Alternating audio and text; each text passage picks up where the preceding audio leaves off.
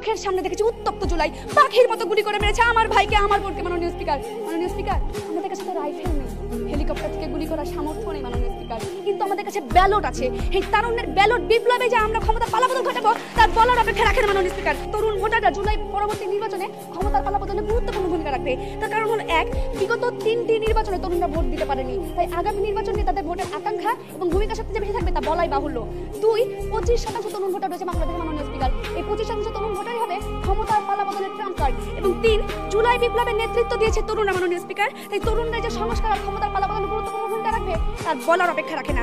মাননীয় speaker, 17 March পর্যন্ত হালনাগাদ তথ্য মতে দেশে মোট ভোটার সংখ্যা 12,44,80,687 জন।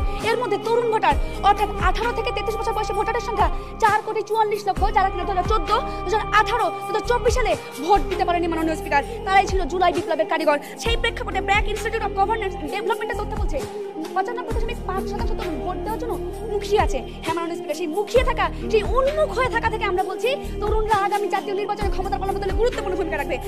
আমাদের আজকের প্রধান অতিথি মাহমুদুর রহমান, রাজনীতি রসপুরুষ মাহমুদুর রহমান মান্না স্যারের কিছু উদাহরণ দিয়ে আজকে আমি আমার বক্তব্য শেষ করব। 2014 সালের নির্বাচনে তিনি বলেছিলেন, প্রতিদ্বন্দ্বিতাহীন নির্বাচন জাতির জন্য কলঙ্কের। মাননীয় স্পিকার, 2018 সালের নির্বাচন নিয়ে তিনি বলেছিলেন, দিনের ভোট রাতেই হয়েছে, বিকালে শুধু ফলাফল ঘোষণা হয়েছে। 2024 সালের নির্বাচন নিয়ে বলেছিলেন, দামি নির্বাচন দিয়ে নির্বাচন ব্যবস্থাকে ধ্বংস করেছে আওয়ামী লীগ। জি মাননীয় স্পিকার, এই ধ্বংস লীলা বন্ধ করতে হবে, এটিকে প্রতিহত করতে হবে, এর প্রতিবাদ করতে হবে মাননীয় স্পিকার। 2026 সালের নির্বাচনে তরুণদের ব্যালট বিপ্লবের মাধ্যমে এর সঠিক উত্তর দিতে হবে, যাতে আর কোনো মৃত মানুষ কবর থেকে উঠে ভোট দিতে না পারে মাননীয় স্পিকার।